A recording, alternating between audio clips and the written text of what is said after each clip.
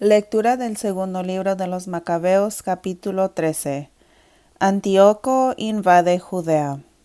En el año 149, los hombres de Judas se enteraron de que Antíoco Eupator venía contra Judea con innumerables tropas, y que con él venía Lisias, su tutor y jefe del gobierno. Cada uno de ellos mandaba un ejército griego de 110,000 hombres de infantería, 5,300 jinetes, 22 elefantes y unos 300 carros de guerra con hoces. A ellos se unió Menelao, quien toda mala intención incitaba a Antíoco, pues no buscaba la libertad de su patria, sino que esperaba que le dieran de nuevo el cargo de sumo sacerdote. Pero el rey de reyes despertó la ira de Antíoco contra ese malvado, cuando Lisias hizo ver al rey que Menelao era la causa de todos los males. Entonces el rey ordenó que lo llevaran a Berea y le dieron muerte según la costumbre de aquel lugar. Hay allí una torre de 25 metros de altura, llena de cenizas ardientes, provista de un dispositivo giratorio en la cúspide, en pendiente por todos los lados hacia la ceniza. Al que ha robado alguna cosa sagrada o ha cometido algún otro crimen horrendo, lo suben arriba y de allí lo precipitan. De esta forma murió Menelao sin que ni siquiera pudiera recibir sepultura. Castigó justísimo para que el que había cometido tantos delitos contra el altar cuyo fuego y ceniza son santos, en la ceniza encontró la muerte. Oración y éxito de los judíos en Modín. Venía el rey con el corazón lleno de intenciones malignas, dispuesto a portarse con los judíos más cruelmente de lo que se había portado su padre. Al saberlo Judas mandó que su ejército invocara a Dios día y noche, para que como lo había hecho en otras circunstancias, también ahora viniera en ayuda de los que temían verse privados de su ley, de su patria y de su templo, y no permitiría que aquel pueblo, que apenas había comenzado a respirar, cayera de nuevo en manos de paganos blasfemos. Una vez que todo el pueblo cumplió la orden, suplicando al Señor misericordioso, con lamentaciones, ayunos y oraciones durante 3 días seguidos, Judas les habló para darles ánimo, y dio orden de que estuvieran preparados. Después de reunirse en privado con los ancianos, acordó partir con los suyos a buscar una decisión por las armas, Dios mediante, antes de que el ejército del rey invadiera Judea y se hiciera dueño de Jerusalén. Judas, confiado en la decisión del Creador del mundo, animó a sus hombres a combatir heroicamente hasta la muerte por la ley, el templo, la ciudad, la patria y las instituciones. Salió con su ejército y acamparon cerca de Mordín. Dio a los suyos esta contraseña: Victoria de Dios, y atacó de noche con los más escogidos de los jóvenes de su ejército la tienda del rey, acuchillando hasta 2,000 hombres, el mayor de los elefantes y su guía. Dejaron el campamento lleno de miedo y confusión, y se retiraron después de un completo éxito. Todo quedó concluido al amanecer por la protección eficaz de Dios. Viendo el rey la audacia de los judíos, procuró adueñarse de sus fortalezas, valiéndose de estratagemas. Llegó ante Betsur, ciudad bien defendida por los judíos, la atacó, pero fue rechazado y derrotado. Judas hacía llegar a los defensores de la ciudad todo lo que les hacía falta. Rodocó, uno de los hombres de Judas, entregaba datos secretos al enemigo. Fue buscado, capturado y ejecutado. El rey volvió a tener contacto con los defensores de Betsur, hizo la paz con ellos y se retiró. Atacó a las tropas de Judas, pero fue derrotado. Supo entonces que Filipo, a quien había dejado en Antioquía como jefe del gobierno, se había rebelado y quedado consternado. Pidió la paz a los judíos y juró complacer sus justas peticiones. Se reconcilió con ellos, ofreció sacrificios, lleno de honores el templo y se mostró generoso con el lugar santo. Se despidió del Macabeo y dejó a Egomonides como gobernador desde Tolemaida hasta el país de los Geraínos. Vino a Tolemaida donde los habitantes estaban disgustados por aquel acuerdo, pues ellos mismos habían inspirado los decretos que se suprimían. Pero Lisias subió a la tribuna para defender lo que había decidido. Los persuadió, los tranquilizó, los dejó bien dispuestos y partió para Antioquía. Esto es lo que sucedió con la expedición y la retirada del rey. Capítulo 14. Después de 3 años llegó a los hombres de Judas la noticia que Demetrio, hijo de Seleuco, había desembarcado en Trípoli con una gran flota y un poderoso ejército, que se había hecho dueño del reino y había dado muerte a Antíoco y a su tutor Lisias. Un tal Álcimo, que antes había sido sumo sacerdote, pero que se había desprestigiado en tiempo de la rebelión, comprendió que de ninguna forma volvería a ser aceptado para el servicio del altar sagrado. Fue pues al encuentro del rey Demetrio, hacia el año 151, y le ofreció una corona de oro, una palma y además unos ramos de olivo del templo.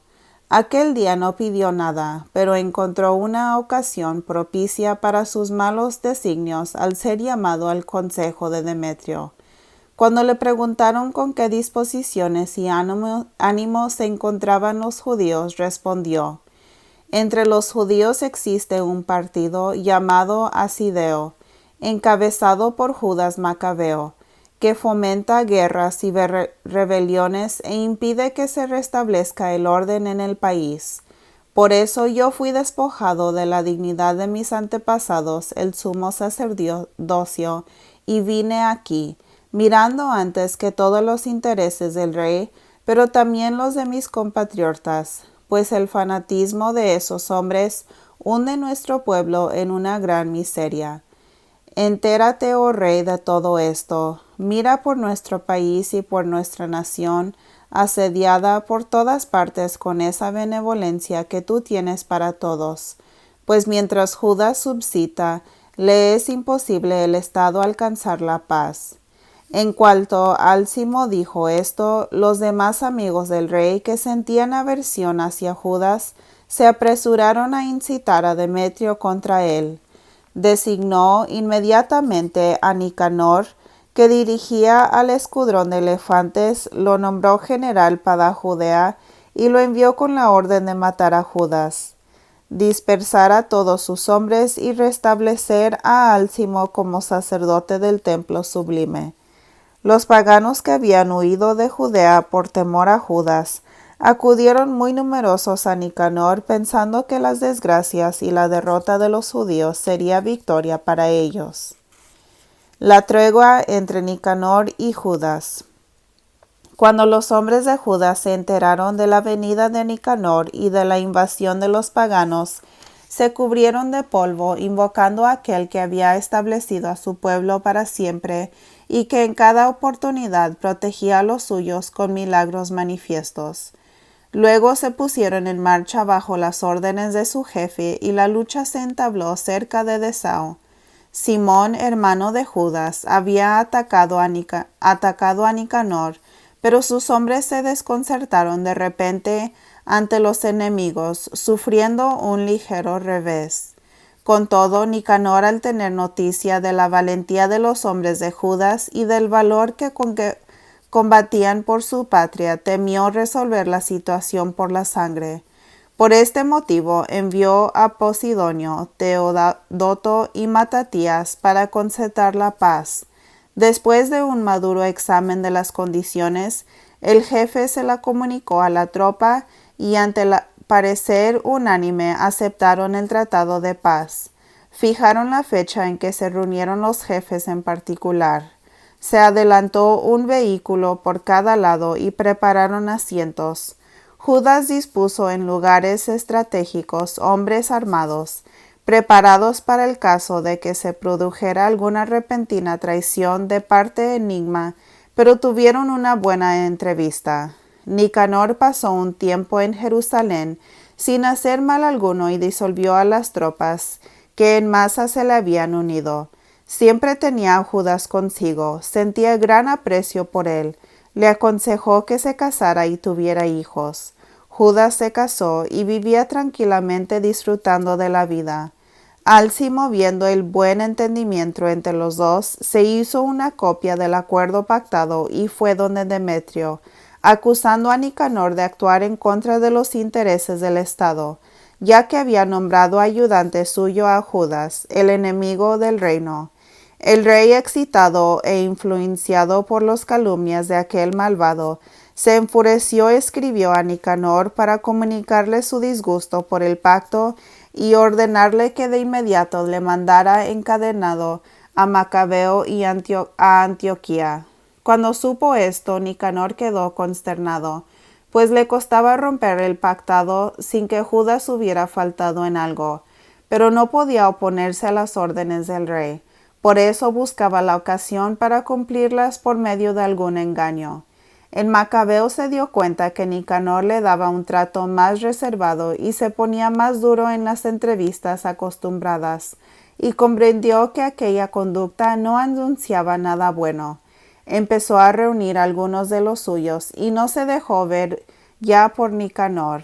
Este debió darse cuenta de que Judas se le había escapado sin deslealtad. Sin embargo, se presentó al templo santo en el momento en que los sacerdotes ofrecían los sacrificios rituales y les exigió que le entregaran a Judas. Estos aseguraron con juramento que no sabían dónde estaba el que buscaba. Entonces él extendió la mano hacia el santuario e hizo este juramento: si no me entregan encadenado a Judas, arrasaré este lugar consagrado a Dios. Destruiré el altar y aquí mismo levantaré un espléndido templo a Dionisio. Y dicho esto, se fue. Los sacerdotes, con las manos tendidas al cielo, invocaron a aquel que sin cesar defendió nuestra nación, diciendo: a ti, Señor del universo, que nada necesitas, te agrado tener entre nosotros un templo donde moras. Por eso, pues, conserva siempre limpia de profanación esta casa que acaba de ser purificada. Rasis, uno de los ancianos de Jerusalén, fue denunciado a Nicanor como varón muy patriota, de muy buena fama y llamado por su bondad padre de los judíos. Él en anterior periodo de confusión había sido acusado de judaísmo y se había entregado totalmente y con mucho entusiasmo a la defensa del judaísmo. Pues bien, Nicanor, queriendo mostrar su odio contra los judíos, mandó más de 500 soldados a tomarlo preso. Creía que con aprisionarlo daba un grave golpe a los judíos. Cuando ya los soldados estaban a punto de ocupar la torre y forzar la puerta de entrada, ya mandaban a buscar fuego para incendiarla. Rasis, rodeado por todas partes, se hirió en el vientre con su espada. Prefirió morir valerosamente antes que caer en manos extrañas y sufrir ultrajes indignos de su noble origen. Pero a causa de su precipitación, no había acertado el golpe y al ver que las tropas ya entraban por las puertas, reunió sus fuerzas para subir a lo alto del muro y se arrojó varonilmente encima de los soldados. Ellos se retiraron y fue a caer en el espacio vacío. No había muerto todavía, y encendido en valor se levantó a pesar de la sangre que perdía por todas partes, y de sus otras heridas, y atravesó corriendo la tropa. Se detuvo sobre una roca abrupta, y allí, casi sin sangre, se agarró los intestinos con ambas manos y las arrojó sobre la muchedumbre, y así, invocando el nombre del Señor de la vida y del Espíritu, para que se le devolviera un día, dejó la vida. Victoria de Judas y muerte de Nicanor.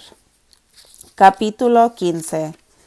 Nicanor se enteró de que los hombres de Judas estaban en los alrededores de Samaria y se dispuso a atacarlos con toda seguridad un día sábado.